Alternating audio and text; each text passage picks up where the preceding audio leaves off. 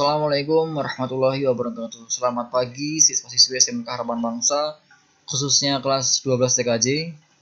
Sebelum saya mulai, saya ingin meminta maaf kepada kalian jika saya ada salah kata dalam penyampaian dan mungkin konten yang menurut kalian tidak menarik, mohon dimaafkan. Dan saya harap apa yang saya sampaikan bermanfaat untuk kalian.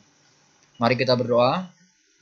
Sebelum kita mulai, alangkah baiknya kita berdoa menurut kepercayaan masing-masing, berdoa dipersilakan. Berdoa selesai.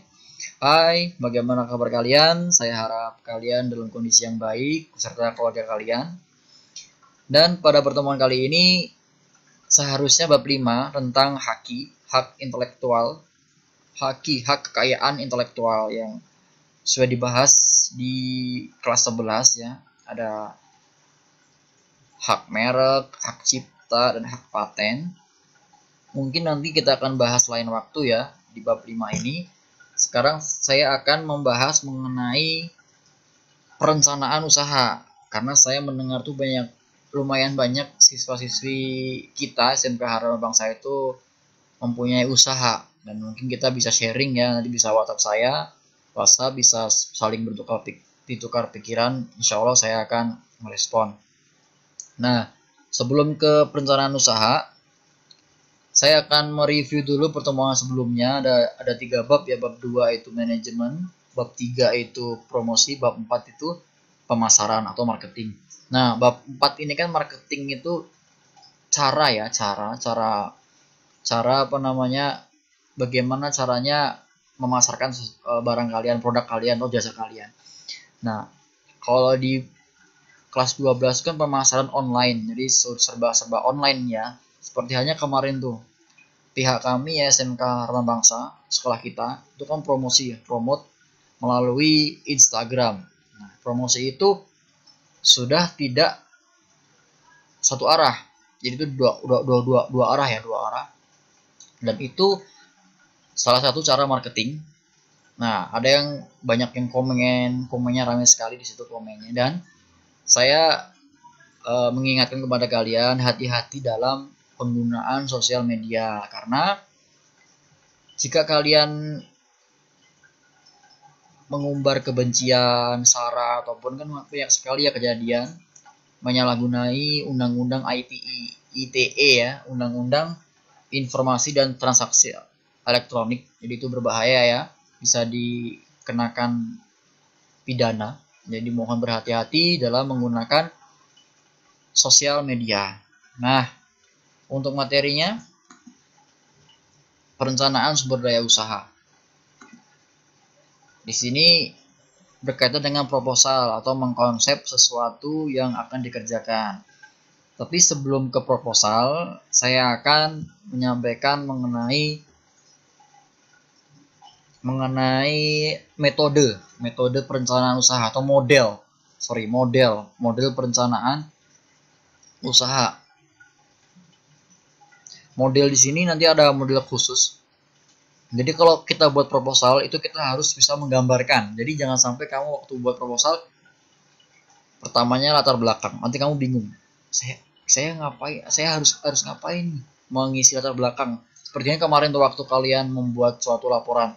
Jadi kamu terlalu banyak mikir tapi enggak mulai ya.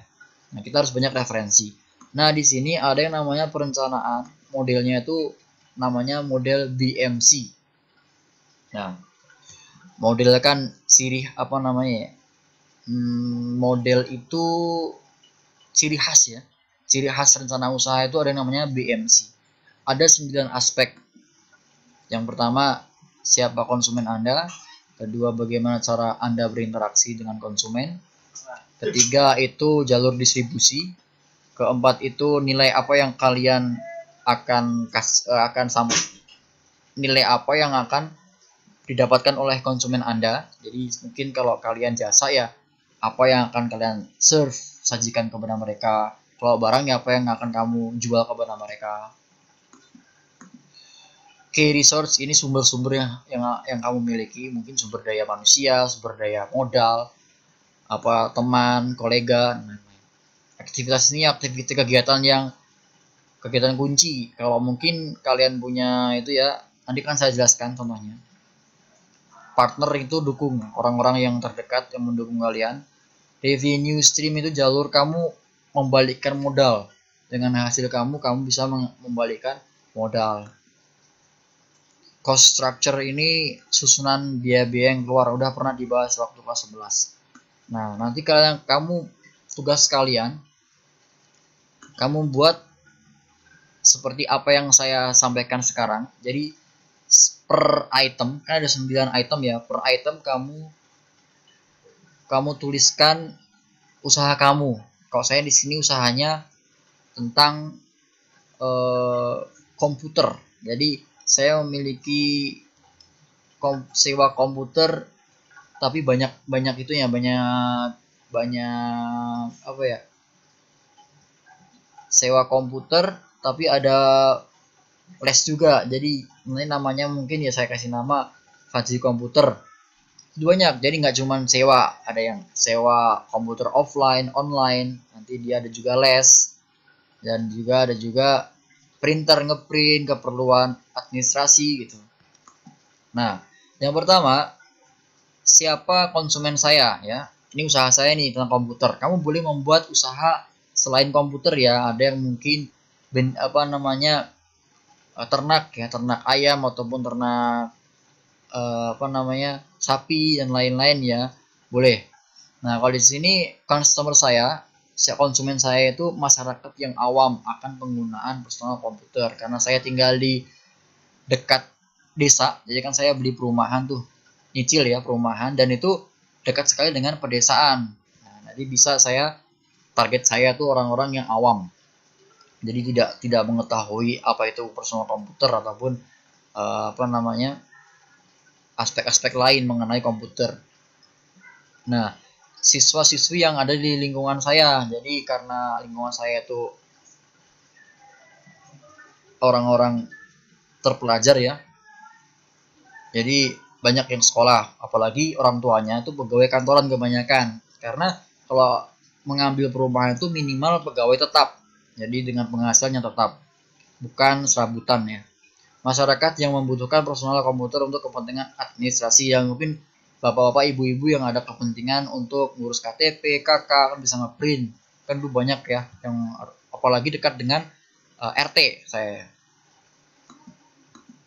Nah, kedua itu hubungan antara customer harus loyal. Loyal di sini kalian memberikan hal yang lebih kepada customer. Kalau saya di sini untuk siswa-siswi saya akan mendidik mereka. Jadi kalau mendidik tuh lain halnya dengan hanya mengajar.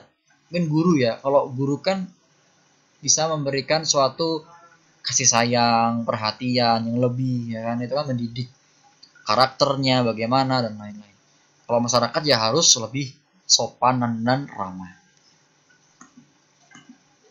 Channel tuh jalur distribusi. Kalau halnya di sini, kalau kamu ternak ya kamu gimana menjualnya. Channel kamu harus menjual kemana gitu ya. Kalau kamu reseller ya kamu beli dari mana, kamu jual kemana gitu.